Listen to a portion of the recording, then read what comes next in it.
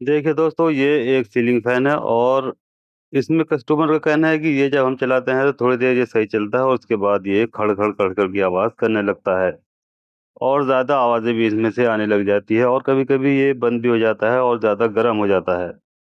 तो देखिए fan shop पर आ चुका है और इसमें हम ये जानेंगे कि इसमें क्या कमी है और इसको कैसे ठीक करेंगे। तो यहाँ पर देखिए इसको हमने चेक किया है और चेक करने के बाद हमने ये इसका अंदाज़ा लगाया है कि इसकी जो बेयरिंग है वो बिल्कुल ठीक है, इसके अंदर ही कमी है। तो अब हम उसको ये देखेंगे इसके अंदर क्या कमी है, तो देखिए सबसे पहले हम इसकी जो ये शाफ्ट होती है इसको यहाँ से दाब कर देखते हैं, तो ये अगर नीचे की ओर दबती है तो ये मान लीजिए कि इसमें इसके जो बेयरिंग की सीट है वो खराब हो चुकी है, यानी घिस चुकी है, लूज़ हो चुकी है, जिसमें बेयरिंग लूज़ हो चुका है। तो देखिए जब हम इसको नीचे की ओर दाबते हैं तो ये नीचे की ओर जा रहा है, यानी इसकी जो ये शाफ्ट है ये इतनी लूज़ है कि ये हम जैसे ही हाथ इसके ऊपर रखते हैं तो ये नीचे की ओर देखिए जाती हुई दिखाई दे रही है। तो इस कंडीशन में हमें ना ही इसमें बेयरिंग बदलने की ज़रूरत पड़ती है और ना ही कुछ और करने की ज़रूरत पड़ती है। सिर्फ़ इसकी जो सीट होती है बेयरिंग की उसको बनाकर ही ये काम चल जाता है और बिना किसी लागत के ये फ़ैन ठीक हो जाता है। तो देखिए बिना बेयरिंग बदले ही हम इसको ठीक करने वाले हैं और वो कौन-सा तरीका है जिससे कि ये फ़ैन बिल्कुल ठीक हो जाएगा और ना ही आवाज़ करेगा और ना ही ये खड़-खड़ करेगा और ना ही ये फिर गरम चलेगा। तो देखिए सबसे पहले हम इसका जो ये 3 बोल्ट है देखिए इनको हम यहाँ से ओपन करेंगे, जिससे कि ये इसको यहाँ से खोला जाता है। अगर हम 3 बोल्ट को यहाँ से ओपन नहीं करेंगे तो ये फ़ैन नहीं खुलेगा। तो देखिए एक-एक करके तीनों बोल्ट को हमें इसके यहाँ से रिमूव कर लेना है। उसके बाद देखिए जैसे हम इसको नीचे से हल्की सी चोट मारते हैं तो ये बिल्कुल नीचे वाला कवर इसका निकल कर गिर जाता है। यानी इसका मतलब ये है कि ये बिल्कुल ही इसकी जो दोनों जो सीटें हैं, बेयरिंग की जो सीट है ये दोनों घिस चुकी हैं यानी लूज़ हो चुकी हैं। अब देखिए बेयरिंग बिल्कुल ठीक है और अंदर वाला बेयरिंग भी बिल्कुल ओके है।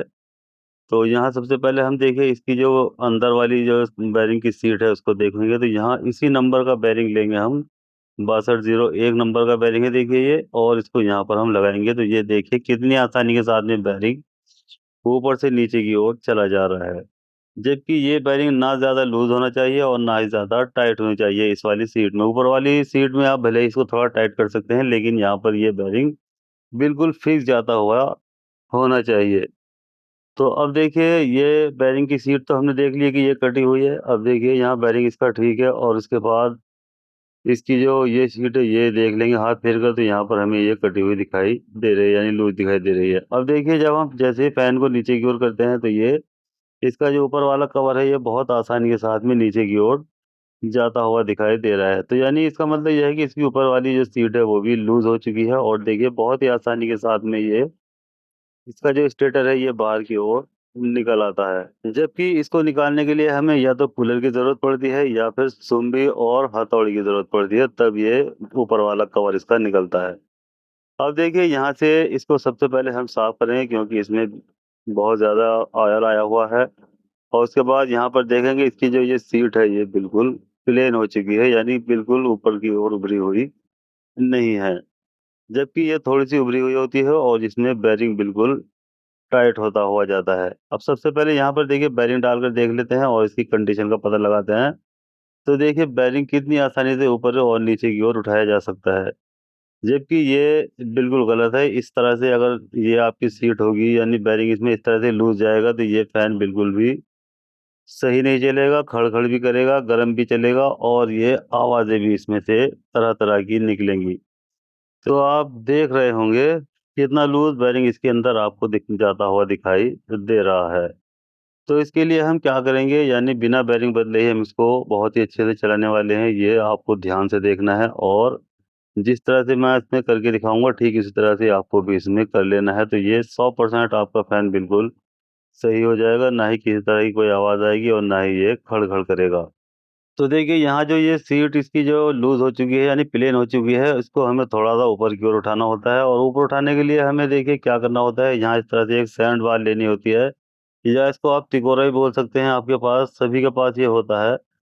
तो इसको इस तरह से इसके ऊपर पीटना है जिससे कि ये इसमें ख़राश बन जाएगी और ये इसकी जो शाफ्ट है ये ऊपर की ओर उठ जाएगी। तो देखिए इस तरह से इसको ध्यान से इस पे सैंड बार को मारना है, अगर ज़रा-सा भी चूक हो जाएगी तो आपकी कॉइल डैमेज हो सकती है। यानी जब ये सैंड बार कॉइल पर लग जाता है तो उसके वायर को काट देता है। इसलिए भले ही थोड़ी टाइम आपको लग जाए, लेकिन इसको बहुत ध्यान से इस पे चोट मारनी है। अब देखिए इस तरह से इसमें ये खराश पैदा हो जाते हैं देखिए, और जब हम इसमें बेरिंग लगाते हैं तो ये बेरिंग बहुत ही ज़्यादा टाइट इसमें हो जाता है। तो यहाँ हमें ना किसी तरह का कोई खर्चा करना होता है और ना ही इसको खराद मशीन पर ले जाकर इसको रिपेयर कराना होता है। सिर्फ़ अपने हाथ से ही हमें इसको बना लेना होता है। ठीक इसी तरह से देखिए, अब जो इसकी नीचे वाली शाफ्ट है हम उसको भी इसी तरह से पीटेंगे, और यहाँ क्योंकि जगह बहुत कम होती है, इसको और भी ज़्यादा ध्यान से आपको इसमें चोट मार लेनी है। अगर ज़रा-सी भी चूक हो गई तो ये दूसरी किसी भी कॉइल पर लग जाएगी और वहाँ से कॉइल को डैमेज कर देगी। तो इसलिए ये बहुत ही ध्यान से और सावधानी के साथ में आपको यहाँ पर ये काम करना है। अब देखिए इसके बाद ये जो बेरिंग है ये कितना टाइट हो चुका है, ये आप खुद भी देख सकते हैं। ये अब हाथ से नीचे की ओर नहीं जा रहा है। यानी पहले तो बेरिंग खुद ही अपना आप नीचे की ओर गिरता हुआ दिखाई दे रहा था, लेकिन अब हाथ से दबाने पर भी बेरिंग नीचे की ओर नहीं जा रहा है। अब देखिए इसके बाद यहाँ पर हमें इसको चेक कर लेना है कि कहीं से किसी तरह की कोई कॉइल हमारी डैमेज तो नहीं हो गई है। यानी अगर इस तरह से सैंड बार को जब हम मारेंगे तो कभी-कभी चूक से कॉइल को चोट लग जाती है और वो कॉइल डैमेज हो जाती है। तो इस तरह से इसको हमें चेक भी कर लेना है। तो देखिए ये बिल्कुल ओके है और किसी तरह का इसमें कोई कमी नहीं आई है, और इसकी जो बॉडी है वो भी अर्थ नहीं है। तो हमने देखिए सब कुछ इसका चेक कर लिया, सब कुछ बिल्कुल ठीक है और ये बिल्कुल ओके है। अब हम क्या करेंगे, इसको बॉडी के अंदर फिट करेंगे। तो इसको पहले बॉडी के अंदर ऊपर वाली बॉडी में लगा लेंगे, जिससे कि इसको आसानी से ठोकने में आसानी हो जाएगी। क्योंकि अब ये जैसे पहले लग रहा था ठीक इस तरह से ये नहीं लगेगा। क्योंकि पहले इसकी जो सीट थी ये वो लूज़ थी और ये बहुत ही आसानी के साथ में बॉडी से निकल भी रहा था और लग भी रहा था। लेकिन अब जब हम इसको बैठाएँगे तो यहाँ ये आसानी से नहीं बैठेगा और इसमें हमें थोड़ा हैमर का यूज़ करना होता है। तो देखिए यहाँ पर ये अगर अटक जाता है, अब हमें इसको बैठाने के लिए थोड़ा हैमर और इस तरह का एक पाइप का टुकड़ा होता है देखिए, उसको लेना है और हमें इस तरह इस पे चोट मारकर इसको बैठाना है। तो ये अब देखिए कितना टाइट हो चुका है, अब ये बिना चोट मारे ये नहीं बैठ सकता था।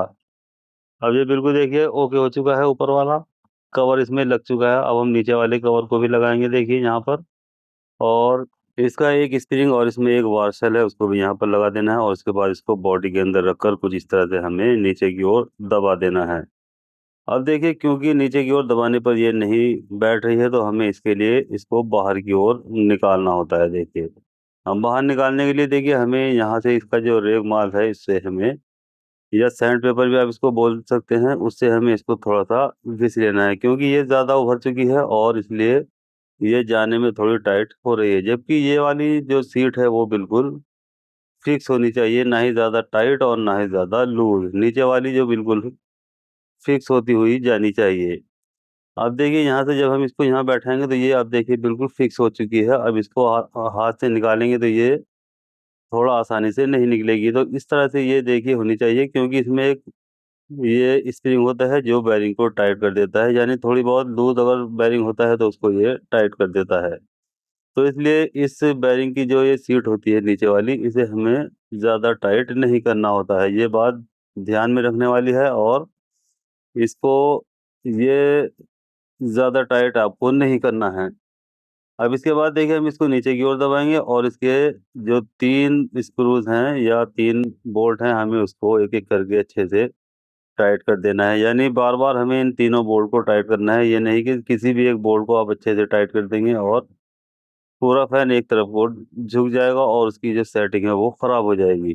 तो इसलिए बार-बार हमें तीनों बोल्ट को थोड़ा-थोड़ा करके टाइट करना होता है, जिससे इसकी सेटिंग बहुत अच्छे से आ जाती है। और ज़रूरत पड़ने पर यहाँ पर आप इसको हैमर और पाइप का भी यूज़ कर सकते हैं। तो देखिए सेटिंग करने के लिए हमें हैमर की भी ज़रूरत इसमें पड़ती है। तो अब देखिए ये बिल्कुल फ्री हो चुका है और अब ये चलने के लिए बिल्कुल रेडी है। तो सबसे पहले हम इसका जो कैपेसिटर होल्डर है उसे उठाएँगे देखिए, और यहाँ से इसके जो वायर है ये निकाल लेंगे, जो कि टूटे हुए और कटे हुए वायर हैं। तो इसके लिए हमें एक छोटा-सा स्क्रू लेना होता है देखिए, और इसको यहाँ पर जो इसकी बॉडी के अंदर में शाफ्ट के अंदर जो एक छोटा-सा होल होता है, वहाँ पर हमें इसका एक ये छोटा-सा बोल्ट इसमें लगा देना होता है। देखिए इस तरह से, तो ये यहीं पर इसका जो कैपेसिटर होल्डर है यहीं पर फिक्स हो जाता है, यानी हैंग हो जाता है। अब देखिए हम इसमें कैपेसिटर लेंगे और कैपेसिटर पर ये दोनों वायर हम इसमें लेंगे, यानी रेड और येलो कलर के 2 वायर हैं इसमें, एक येलो कलर का, एक रेड और एक व्हाइट। तो जो व्हाइट वाला वायर है वो हम छोड़ देना है, वो कॉमन है। ये दोनों देखिए हमने कैपेसिटर पे लगा दिए हैं और एक कॉमन को हमने छोड़ दिया है इस वाले को।